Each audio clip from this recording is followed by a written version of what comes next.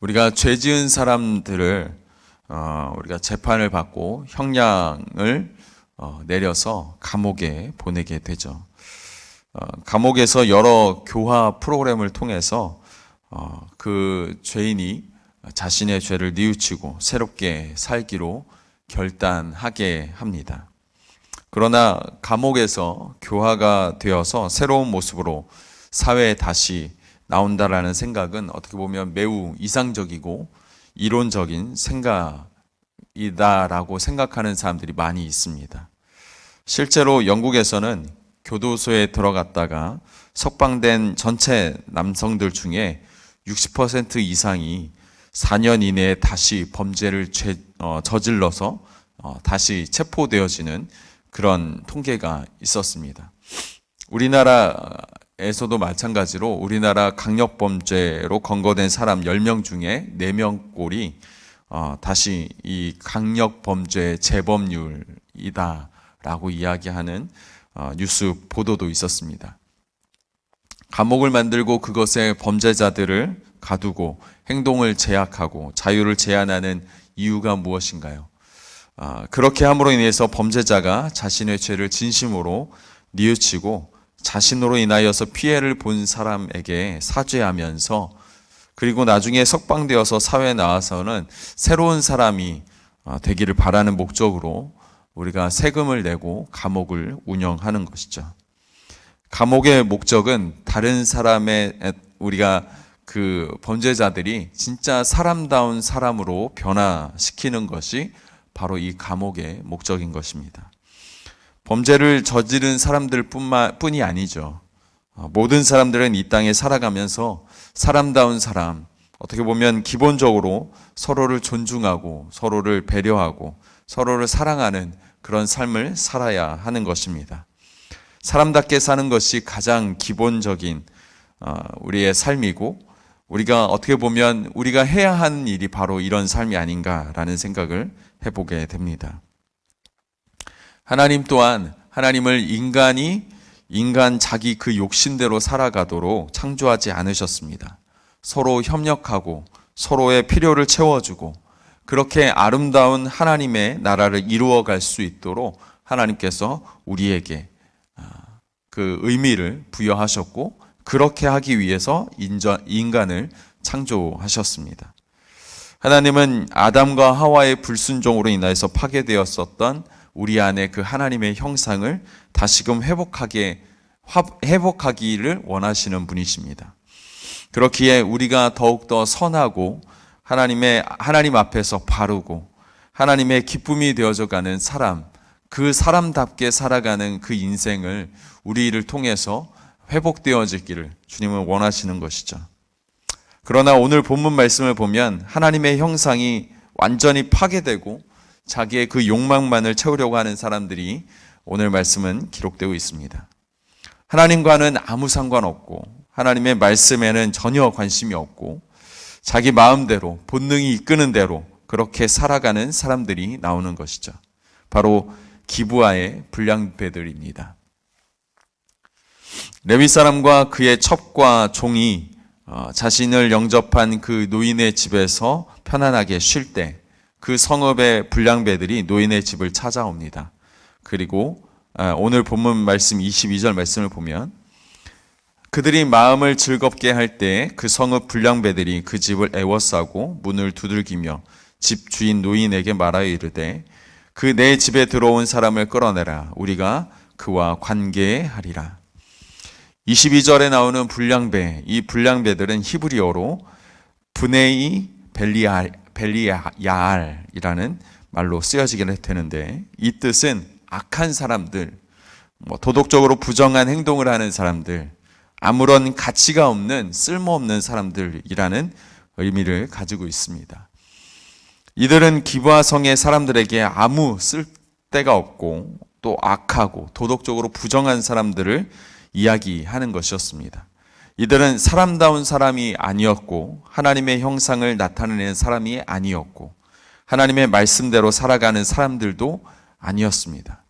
여러분, 이 사람들이 전혀 이방인들이라고 생각할 수 있겠지만, 하나님을 모르는 사람들이라고 생각할 수 있겠지만, 아니요, 이 사람들은 하나님을 아는 사람들이었습니다. 하나님을 아는 사람의 가족이었고, 하나님의 아는 사람들의 자손들이었고, 어떻게 보면 지금 우리에 보면 하나님을 아는 그리스도인이라고 이야기할 수 있는 그런 신분의 사람들이었다라는 것입니다. 그들이 하나님 앞에서 죄를 짓는 것뿐만 아니라 이웃들에게 피해를 주고 또 사람답게 살아가야 되는 그런 의미를 조차 모른 채 자기의 욕심을 따라 그렇게 행동하고 말하고 살아가고 있다라는 것이죠. 얼마나 안타깝습니까? 하나님 앞에 죄를 짓는 것, 그래요. 세상 사람들은 그렇게 못한다고 생각을 합시다. 하지만 세상 사람들도 자신과 함께 더불어 살아가는 사람들에게 피해를 주거나 또 그들을 목숨을 해하거나 그러지는 않거든요. 그러지 않게 살아가려고 노력하는 사람들이 참 많이 있습니다. 그런데 지금 이들은 어떻습니까? 하나님을 아는 사람들인데도 불구하고, 그들의 선조들이 하나님께 예배했던 사람들임에도 불구하고, 그들의 자손들이 하나님을 아는 사람들임에도 불구하고 그들은 자신의 욕망을 따라 살아가고 있다라는 것이죠.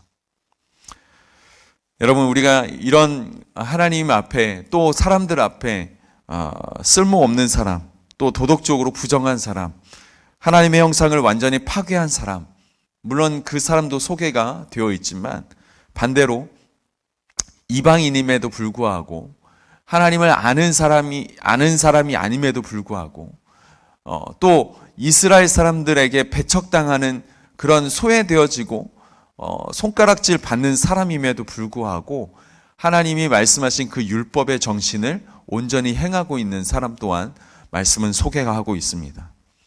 그것은 바로 누구입니까?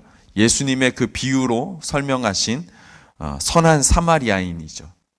사마리아인은 이스라엘 백성들에게 있어서는 아주 경멸의 대상입니다. 부정하다, 그의 민족 자체가 부정하다라고 평하는 사람들, 그들이 바로 사마리아인입니다. 누가복음 10장에서는 예수님께서 이 선한 사마리아인을 비유로 말씀하시면서 율법적이고 굉장히 형식적인 그런 유대교 문제를 지적하셨습니다. 유대인 지도자들은 율법은 있으나 율법의 모양만 있고 율법의 그 정신은 사라져 있는 그런 사람들이었죠. 그래서 예수님께서 그들의 그 율법, 정말 철두철미하게 지키는 그 율법의 정신이 무엇이냐? 그것은 바로 하나님을 사랑하고 내 이웃을 내 몸과 같이 사랑하는 그 사랑의 관계를 맺는 것이 바로 이 율법의 정신인데, 그 사랑은 온데간데 없고 율법의 모양만 지키고 있는 유대 지도자들을 보면서 하나님은 그들의 그 율법의 정신이 없음을 깨닫게 하시기 위해서 선한 사마리아인을 비유로 설명하셨죠. 그래서 예수님은 선한 사마리아인의 비유를 통해서 당시 종교 지도자들인 레위인들 그리고 제사장들, 그들은 강도를 만나서 지나쳐 갔지만 이방인처럼 취급받던 사마리아인은 율법의 정신인 그 사랑을 이웃에게 베풀었다라는 것을 강조하십니다. 누가복음 10장 27절 말씀을 보면 대답하여 이르되 내 마음을 다하며 목숨을 다하며 힘을 다하며 뜻을 다하여 주 너의 하나님을 사랑하고 또한 내 이웃을 내 자신과 같이 사랑하라 하였나이다. 여러분, 하나님의 말씀이 기준되는 사람들은 말씀대로 살아가는 사람들입니다. 하나님의 말씀대로 살아가는 사람들은 하나님의 형상을 이 세상 가운데 나타내는 사람들이면서 세상 가운데 우리가 주님으로부터 받은 사랑을, 조건 없이 받은 사랑을 이 세상 사람들에게 세상 속 가운데, 세상에 있는 관계들 가운데 이 사랑을 베푸는 사람들인 것이죠. 바로 이 사사기 19장의 노인과도 같은 사람, 아무도 사랑을 베푸지 않을 때 사랑의 손길을 내밀면서 자기 집으로 영접한 사람. 그렇기에 하나님의 말씀은 우리의 인생의 내비게이션과 같다라고 이야기할 수 있겠습니다. 우리가 하나님의 형상을 이 땅에 나타내고 또 도덕적으로 윤리적으로 부정한 행동을 하지 않고 또 우리의 삶이 정말 그렇게 가치 있는 사람, 이 땅에 쓸모 있는 사람이 되기 위해서는 우리가 무엇을 해야 할까요? 그것은 하나님의 말씀을 우리의 인생의 기준으로 삼고 살아가야 할 줄 믿습니다. 오늘날 많은 사람들의 그 삶이 메마르고 외롭고 사랑에 목말라 하고 있는 그 이유가 무엇이겠습니까? 아모스서 8장 11절 말씀은 이렇게 기록합니다. 여호와의 말씀이니라 보라 날이 이를지라 내가 기근을 땅에 보내리니 양식이 없어 주림이 아니며 물이 없어 가람이 아니요 여호와의 말씀을 듣지 못한 기갈이라. 하나님의 말씀을 사모하는 사람이 없기 때문에 우리의 이 세상이 메마르고 외롭고 목마르고 뭔가 갈급하고 그런 것입니다. 하나님의 말씀이 이 세상을 변화시키고 사랑이 넘치게 하며 도덕적으로 윤리적으로 바꿔 나갈 수 있도록 하나님의 말씀이 그렇게 역사합니다. 하나님의 말씀이 바로 우리의 인생의 내비게이션입니다. 오늘도 주님의 말씀을 사모하시기를 주님의 이름으로 부탁드립니다. 주님의 말씀을 읽고 묵상하면서 그 말씀대로 살아가시기를 권면합니다. 우리가 말씀을 가까이 하고 말씀대로 우리가 살아가기로 결단할 때 이 땅은 불량배들의 땅이 아니라 선한 사마리인들의 땅으로 그렇게 아름다운 세상이 되어질 줄 믿습니다. 사람을 변화시키는 것, 그것은 개화하는 어떤 프로그램이 아니고 또 그 사람을 바꾸는 어떤 프로그램 때문에 그 사람이 바뀌는 게 아니고 또 우리 안에 좋은 습관들이 있기 때문에 사람이 바뀌는 것 아닙니다. 사람이 바뀔 수 있는 것은 물을 포도주로 바꾸신 그 놀라운 역사를 이루어 가신 하나님, 예수님이 우리의 마음 가운데 있을 때, 말씀이신 예수님이 우리의 마음 가운데 있을 때 그때 사람은 변하는 것입니다.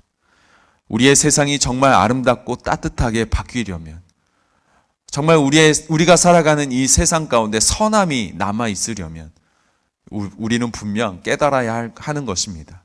그것은 우리의 먹을 것이 없어서 그런 것이 아니고 또 우리에게 물이 없어서 그런 것 아니고 정말 우리 이 땅 가운데 하나님의 말씀이 없기 때문에 그런 일이 일어난다라는 아모스서의 예언의 말씀을 우리가 다시 한번 기억하면서 하나님 이 땅 가운데 그리스도인들, 수많은 그리스도인들, 특히 오늘 이 광성교회가 하나님의 말씀대로 살아가는, 그래서 이 땅 가운데 풍족함이 있고 아름다운 세상을 바꾸어 나아갈 수 있는 동력이, 시작점이 광성교회로부터 시작될 수 있기를 우리가 소망하면서 말씀을 우리의 마음 가운데 새기시기를 주님의 이름으로 축복합니다.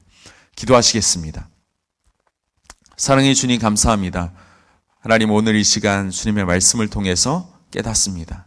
하나님이 세상이 어두운 이유, 또 세상 가운데 정말 그 가람이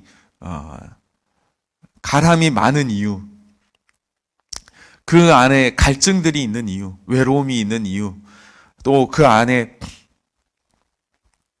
아름다운 사라지고 파괴만 있는 이유, 불량배들만 이 땅 가운데 살아가는 이유, 그것은 바로 이 땅 가운데 온전한 사랑을 베푸는, 그리스도의 사랑을 베푸는 사람들이 없기 때문임을 말씀을 통해서 깨닫습니다. 주님, 우리가 이 땅 가운데서 우리가 살아갈 때 정말 이 레위인을 그 자기의 집으로 모셨던 그런, 아무도 하지 않을지라도 자신만이라도 하나님의 말씀대로 살아갔던 그 노인 한 사람의 결단을 우리가 보듯이, 하나님, 우리 또한 이 땅 가운데서 하나님 주님의 말씀을 쫓아 그 말씀대로 행하는 온전한 그리스도인 될 수 있도록 하나님 한 사람 한 사람을 주님 붙잡아 주옵소서.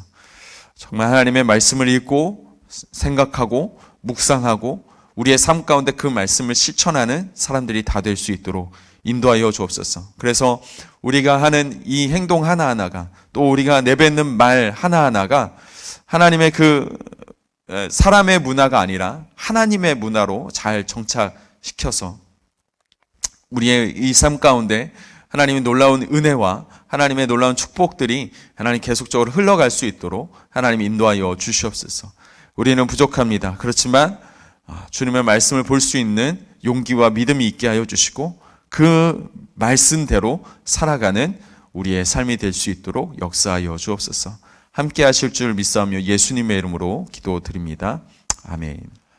이 시간 우리 함께 같이 기도하실 때 하나님 오늘 주님의 말씀 가운데 거하는 우리의 삶이 되게 하여 주옵소서. 또 주님의 말씀대로 살아가는 우리의 삶이 되게 하여 주옵소서. 이 시간 우리 함께 말씀을 사모하면서 함께 기도하며 나가시겠습니다. 함께 기도하시겠습니다.